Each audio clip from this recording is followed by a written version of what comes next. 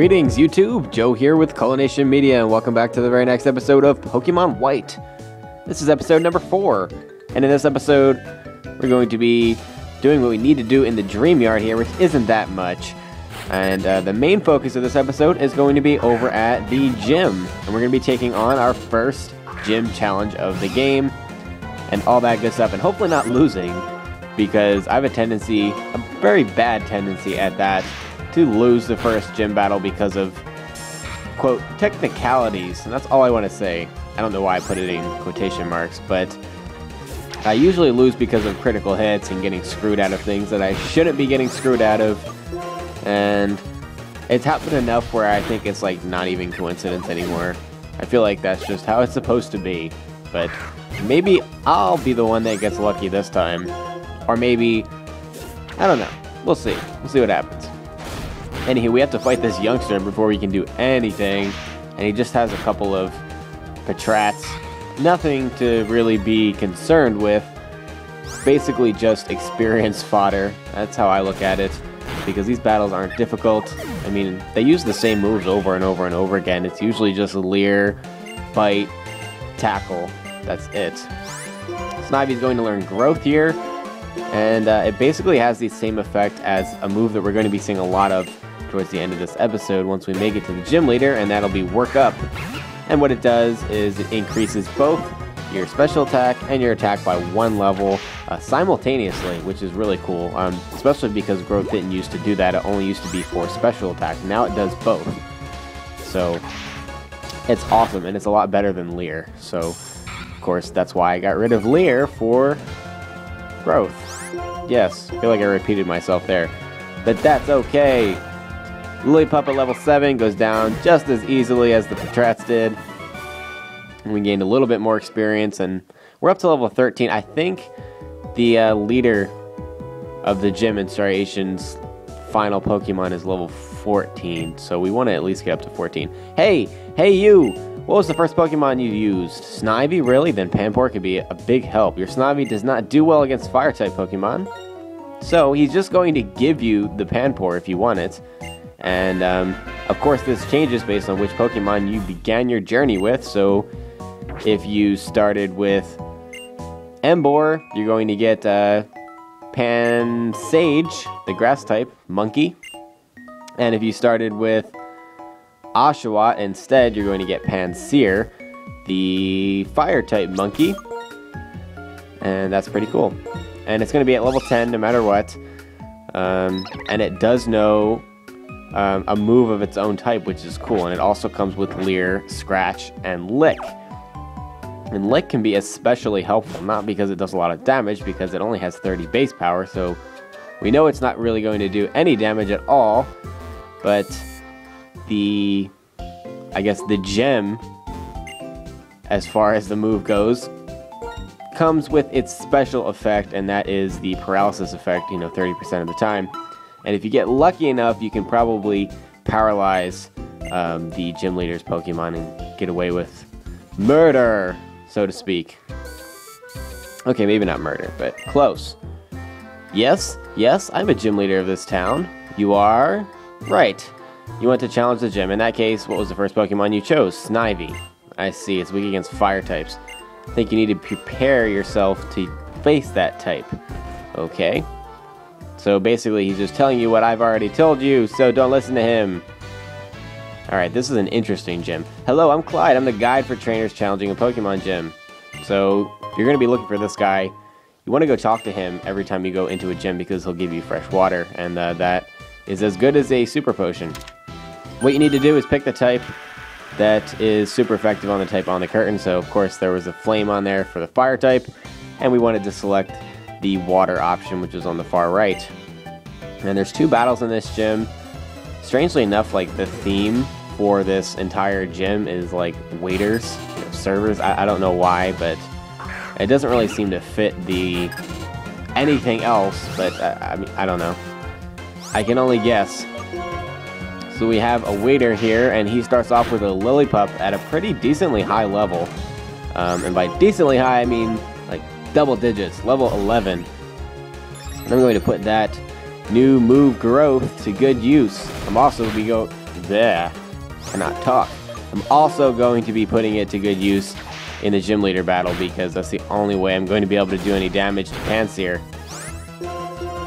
Oh, I better not die. Please tell me you don't have another Pokemon. Please tell me that. Because if you don't, okay. I was about to get really sad and be like, crap, I'm going to lose this battle. Alright, let's go back and heal really fast. I'm probably going to have to heal after every battle, but that's okay. I'd rather do that than lose and have to start over because that just sucks. I don't want to lose my money. I don't want to have to soft reset. None of that stuff. Yo. Okay, so we have one more battle, and I believe they just use normal types. I think. So it's probably like Patrat or something. Anyway, you want to select the grass option since the curtain is displaying the water type. And we have one more curtain to get through. And obviously we're going to be selecting the fire type when we get to it. But first we have to battle this lady. Trainer Deluxe. Whatever that is.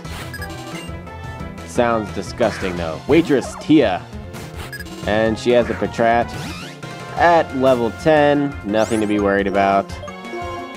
These Patrats really get tedious in this game. Okay, he's going for the bide.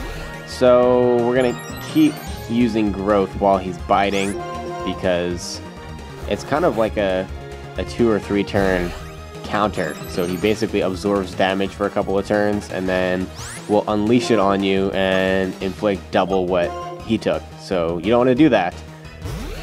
Just use growth if you have Snivy, that is. If not, I would use Leer or something else that doesn't attack him because you'll be screwed if you can't kill him in time. Now, with all the growths that we used, Patrat goes down in 2 hits. Which is fantastic. And Snivy grows up to level 14 just like we wanted. Doesn't learn any moves. But that's okay. Purloin is next. And let's see if Vine Whip is going to kill it in 1 hit. Yes! Score. And Snivy's actually going to be evolving soon-ish. Soon-ish. Alright, let's select the fire option. Open that curtain. And now we can go back and heal again. The weird thing about this gym is that you don't really get to pick like when you talk to the gym leader, so you can't go like right up to them and then save because it like pulls you in, kind of like it's a cutscene, but not really at the same time. I don't know how else to explain it, but it's like that. Yes, hopefully in the next episode we can add another team member. I almost said something that had nothing to do with that sentence, but I stopped myself. Okay, there's only one dude here. Welcome to the Striation City Pokemon Gym. Oh, there's the other. I'm Chili. I light things up with Fire-type Pokemon. I'm a Water-type specialist, and my name is Cress. Okay, so obviously we're going to be fighting the dude on the left, Mr. Red, spiky-haired Chili. Yeah, his name's actually Chili. Oh, enough. Listen up. The 3 of us will decide whom you'll battle. It'll be based on the type of the Pokemon you first chose, and since we chose Snivy, and that's a grass type, we have to choose, well, we have to fight against the gym leader that has the type that we're weak against. So let's go! Us versus Chili.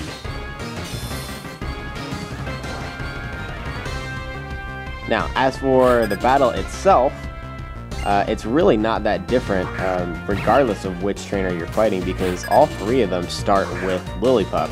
And no, you don't have to fight all 3 in a row, you just have to fight 1, but I'm saying that in case you didn't start with Snivy, Lillipup is always the first Pokemon, and it's always at level 12, and its strategy and moves are all the same. The only thing that changes is the trainer's second Pokemon, and that is what is based off of your starter.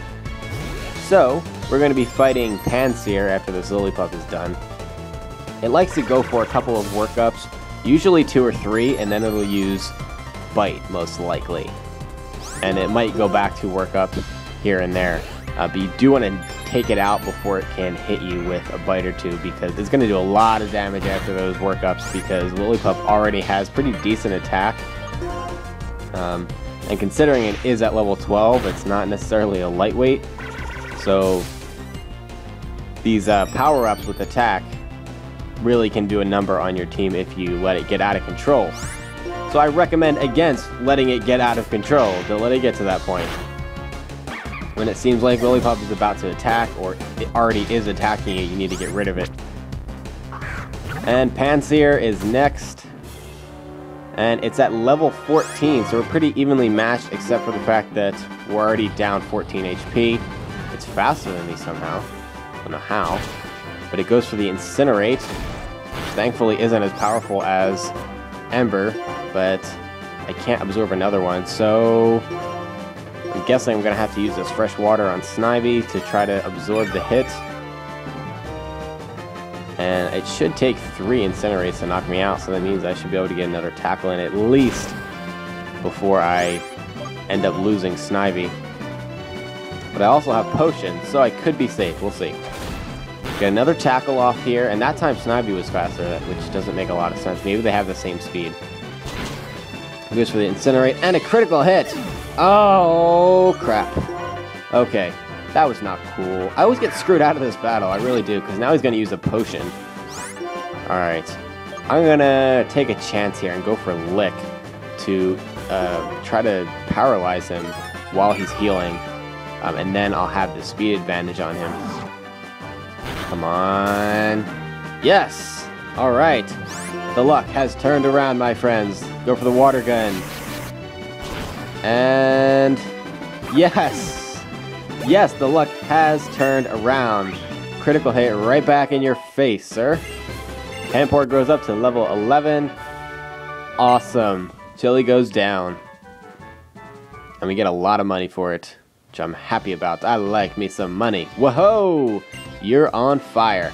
Well, it's the Pokemon League's rule. Take this gym badge. And we get this fancy pointed thing. Doesn't look like the old gym badges, but that's okay. I can't complain. A gym badge is a gym badge. Gym badges are proof of a trainer's abilities. If you have one badge, Pokemon including traded Pokemon up to level 20 will obey your every command, and we're also going to receive TM83, which is the move that Lillipup and Pansear were using, which is Work Up, and it has the same effect as Growth.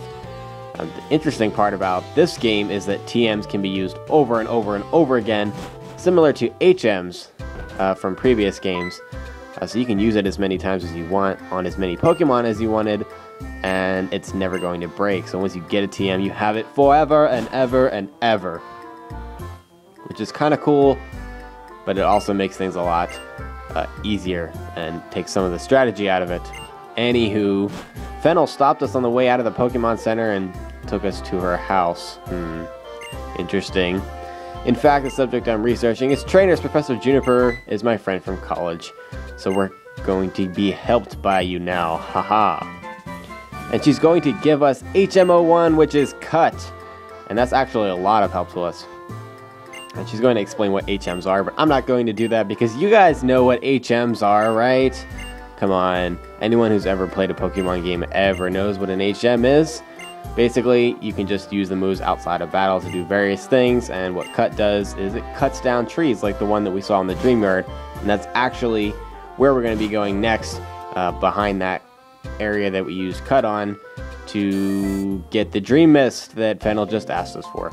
Anyway, I'm going to stop here, guys. That's going to be the end of this episode. Thank you very much for watching, and I'll see you in episode 5. Game on.